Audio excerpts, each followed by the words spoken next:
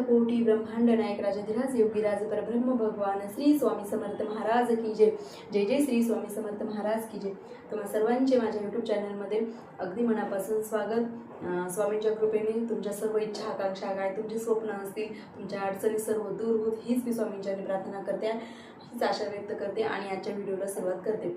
आज व्हिडिओ बनवण्याचं म्हणजे बऱ्याच ताईंचे असे मला मेसेज कमेंट्स आले की ताई आम्हाला देवघर कसं असावं, घरामध्ये देवारा कसा असावा, ह्या संबंधी व्हिडिओ म्हणजे ह्या संबंधी सांगा तुम्ही माहिती, म्हणूनच मी हा व्हिडिओ बनवलेला आहे. मी जेव्हा केंद्रात वगैरे आरतीला जाते किंवा आजूबाजूच्या ज्या आमच्या बाजूला ताई वगैरे कोणी असेल त्यांचे बऱ्याच जण सेवेकरी समजा ना एक थोडक्यामध्ये त्यांचे बऱ्याच जणांचे असे प्रश्न कमेंट म्हणजे असतात की ताई आम्ही एवढी सेवा करतो पण आम्हाला फळ का भेटत नाही. स्वामी महाराज आमची उलट जास्त परीक्षा घेतात, आमच्या अडचणी वाढत जातात, का बरं असं का?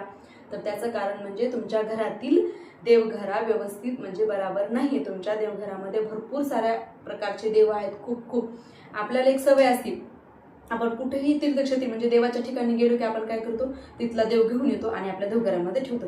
कुठं पण जा प्रत्येक ठिकाणी गेलो आपण काय बघतो, सहसा बायकांचं काय असतं की देव घेणं, देव गोळा करणं आणि देवघरामध्ये आणून त्याचं म्हणजे पूजा करणं त्याचे.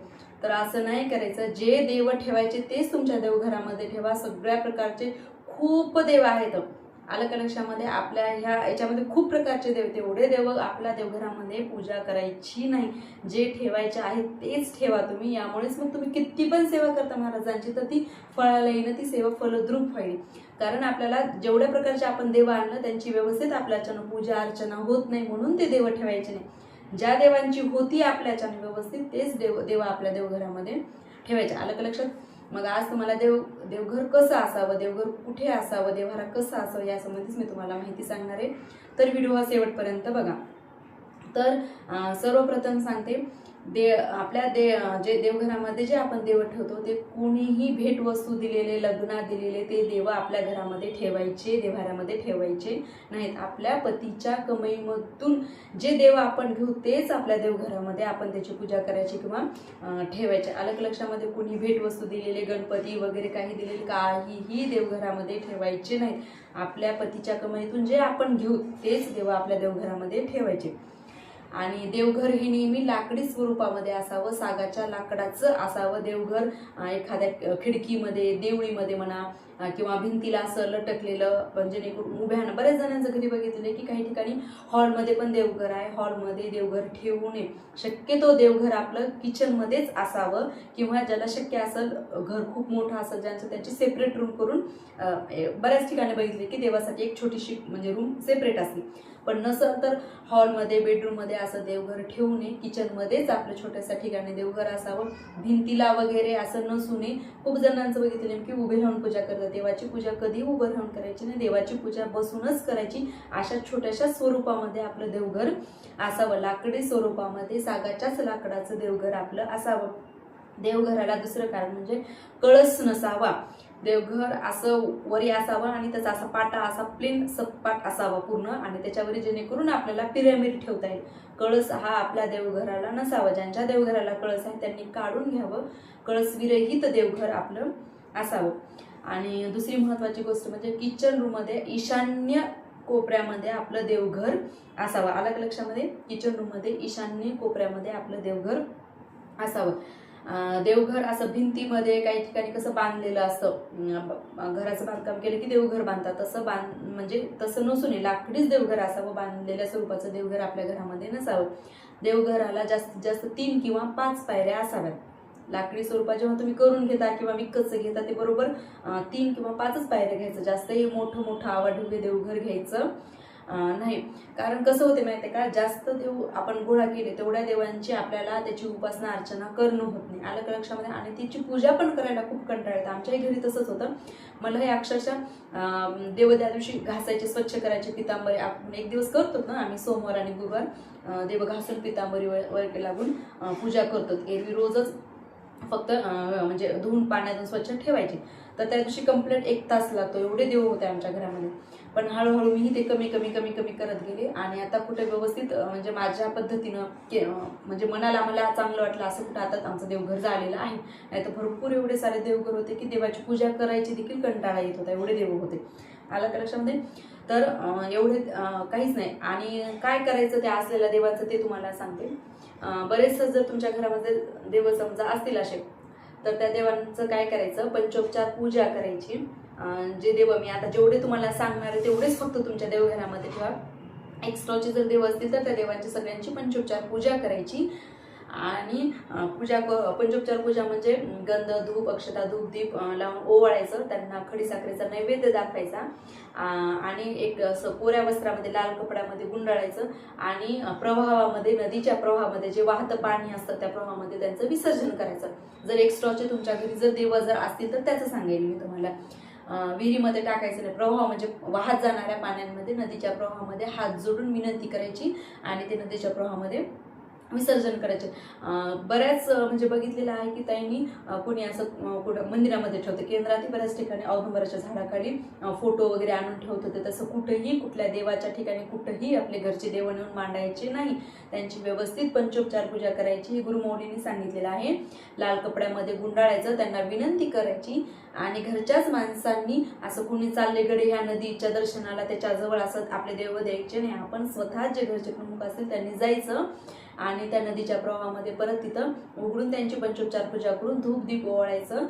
खडीसाखरेचं नैवेद्य दाखवायची, प्रार्थना करायची, त्यांना विनंती करायची आणि ते नदीच्या प्रवाहामध्ये विसर्जन करायचे. त्यांना सांगायचं आमच्याच्यानं तुमची पूजा होत नाही म्हणून आम्ही तुम्हाला विसर्जन करत. ते प्रवाहामध्ये प्रवाहित देव होत राहतात. कुठेही ते कोणत्याही देवाच्या ठिकाणी हे देव नेऊन ठेवायचे नाही. खूप असं बायका करतात की फोटो त्यांचे झिजले भंगलेले असतात, काही फोटो असतात खराब झालेले, ते देवाच्या ठिकाणी नेऊन ठेवतात. तसं करायचं नाही. पंचोपचार पूजा करून नदीच्या प्रवाहामध्ये त्याचं विसर्जन करायचं. आलं लक्षामध्ये. आता देवघरामध्ये किती मूर्ती असाव्यात आणि काय असाव्यात ते तुम्हाला सांगते. फक्त पायऱ्या सांगितलं तुम्हाला त्या पद्धतीने 3 किंवा 5च पायऱ्या पाहिजे आपल्या देवघरामध्ये. पहिल्या पायरीमध्ये स्वामी महाराजांचं स्थान म्हणजे स्वामी महाराजांचा फोटो असो ते ठेवा, मूर्ती असो ते ठेवा स्वामी महाराजांचे. पहिले पायरीवर स्वामी महाराजांचं अधिष्ठान. आलं लक्षामध्ये. दुसऱ्या पायरीवर डाव्या बाजूस कुलदेवीचा टाक आणि उजव्या बाजूस कुलदैवताचा टाक आणि त्याच्या बाजूसच लगेच भैरवाचा म्हणजे कालभैरवनाथाचा टाक ठेवायचा. हे ठेवायचं दुसऱ्या बाजूस. आलं लक्षात. पहिल्या पायरीला स्वामी महाराजांचा अधिष्ठान म्हणजे स्वामी महाराजांचा जर तुमच्या घरामध्ये फोटो असेल तर फोटो ठेवा, मूर्ती असेल तर मूर्ती ठेवा. दुसऱ्या पायरीवर डाव्या बाजूस देवीचा टाक, उजव्या बाजूस कुलदेवताचा टाक आणि त्याच्या बाजूस भैरवाचा टाक. तिसऱ्या पायरीमध्ये दक्षिणेस डाव्या सोंडचा गणपती तिसऱ्या पायरीवर. आणि दुसरी महत्वाची गोष्ट म्हणजे आपल्या देवघरामध्ये उजव्या सोंडचा गणपती ठेवायचा नाही.